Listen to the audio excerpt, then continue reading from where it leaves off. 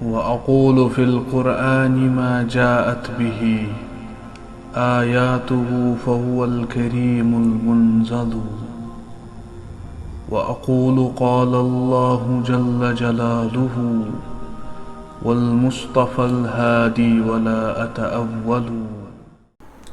Next point اگر آپ غور کریں گے دونوں عیدوں کا تو وہاں پر تقوی کی باتیں آ جائیں گی۔ اللہ تعالیٰ سورۃ الحج میں ڈائریکٹلی فرما دیتا ہے لَن يَنَالَ اللَّهَ لُحُومُهَا وَلَا دِمَاؤُهَا وَلَكِن يَنَالُ التَّقْوَى مِنكُمْ۔ تو آپ دیکھیں گے اللہ کے پاس لحوم خون وغیرہ نہیں پہنچتا ہے بلکہ آپ کا تقوی پہنچتا ہے، ٹھیک ہے؟ اور تقوی والے ہی جو ہے افضل ہوتے ہیں، وہی جو ہے اگر آپ کسی کو کہیں گے کہ یہ بڑا آدمی ہے، اچھا آدمی ہے، تو وہ تقوی کی بنیاد پہ کہنا ہے آپ کو، ادروائز اور کوئی دنیاوی سٹیٹس کے اعتبار سے فلانی نوکری، فلانا وہ، فلانا یہ، اس چیز پہ تو کوئی فخر نہیں ہو سکتا، کسی کو آپ بڑھپن نہیں دے سکتے۔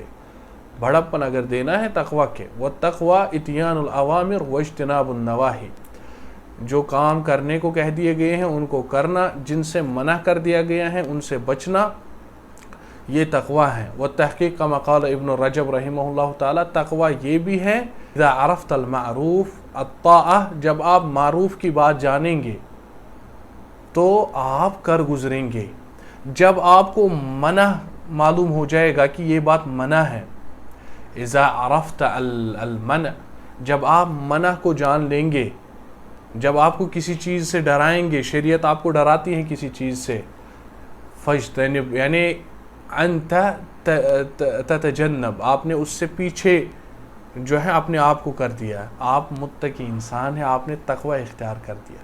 یعنی تقوی کی تحقیق کے بارے میں بہت اندرونی بات بتا رہے ہیں ابن رجب رحمۃ اللہ تعالیٰ علیہ۔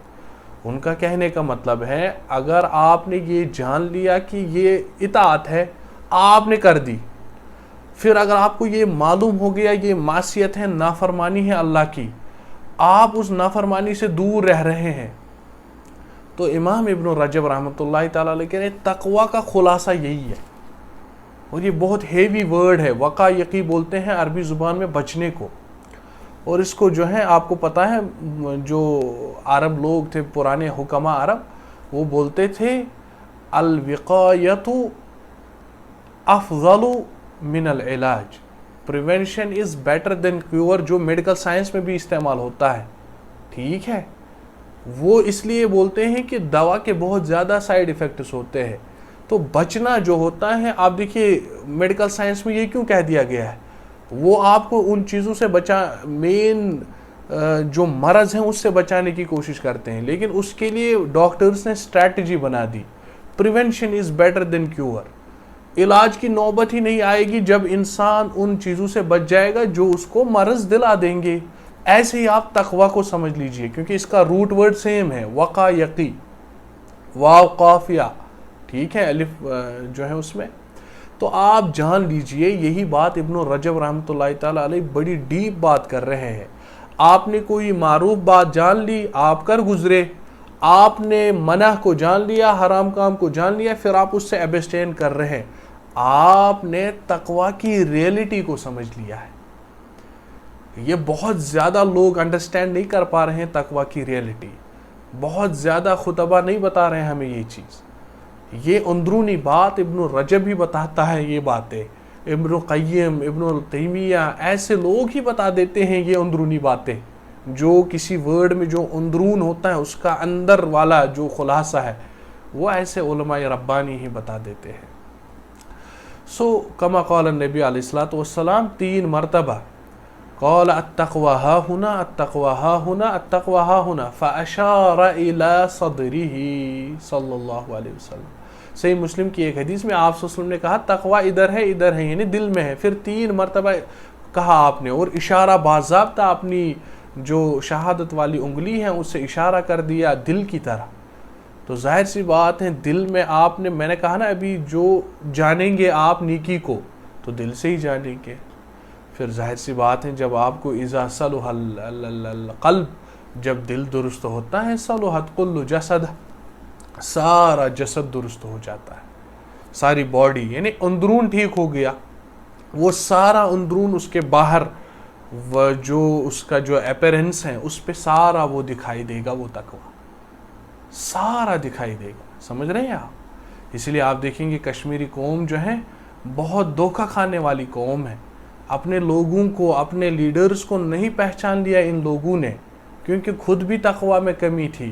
اس وجہ سے انہوں نے ان لوگوں کو نہیں پہچان لیا جنہوں نے ان کو ہمیشہ ہمیشہ کے لیے اس آگ میں جھونک دیا جہاں سے نکلنا ایسا لگ رہا ہے کہ ڈیم امپاسبل ہے، اور خود بھی اپنی جو ہے خرافات خباثتیں ہیں اس کی وجہ سے وہ ایکسٹینڈ ہو رہا ہے.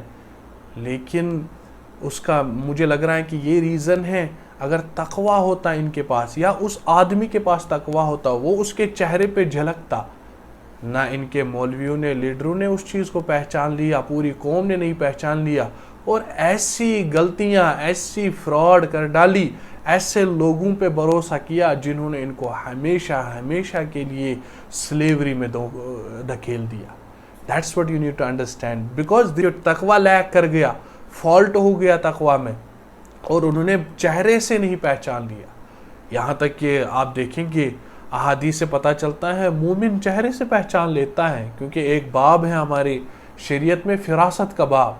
اب اس پہ ہم الگ سے بات کریں گے، یہ فراست والی بات کیا ہوتی ہے، بہت ہیوی چیپٹر ہے یہ شریعت کا.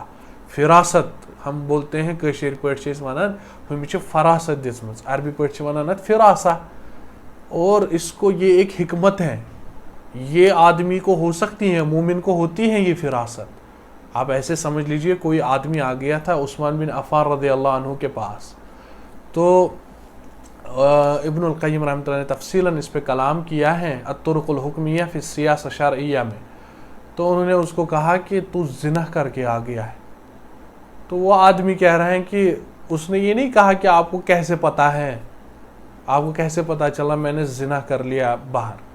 اس آدمی نے پوچھا کہ اوحی من اللہ، کیا ابھی بھی وحی اترتی ہے؟ قال لا، عثمان بن عفان نے کہا نہیں، بل الفراسہ، فراست اترتی ہے. فراست مومن کے دل میں ہوتی ہے، وہ ایسی چیزیں دیکھتا ہے آپ تصور نہیں کر سکتے وہ کن چیزوں کا مشاہدہ کر سکتا ہے. تو وہ آدمی جو ہے وہ باہر کسی عورت کو گھور رہا تھا، تو وہاں جب وہ آ گیا اندر داخل، تو عثمان بن عفان کو کیسے پتا چلا؟ اس کے دل میں تقویٰ تھا، اس نے اس کی آنکھوں میں زنا جھلکتے ہوئے دیکھا. یہ کچھ آنکھوں سے اس کی آنکھوں کی طرف جو ہی وہ اندر داخل ہو گیا، عثمان بن عفان نے اس کی آنکھوں کو دیکھا، خلاص ان کو ڈائریکٹ اندازہ ہو گیا اس کی آنکھیں زنا کرنا چاہتی ہے. کیونکہ النظر حدیث میں ہے آلریڈی، جو نظر ہے یہ ایک تیروں میں سے ایک تیر ہے، سہم من السہوم. تو پھر آگے بات بڑھ جاتی ہیں دیکھنے کے بعد. سبحان اللہ، نظر سے دیکھا، دل نے پھر بڑکا دیا، اور شیطان ادھر موجود ہی ہے، پھر بہت کچھ کرنا چاہتا ہے.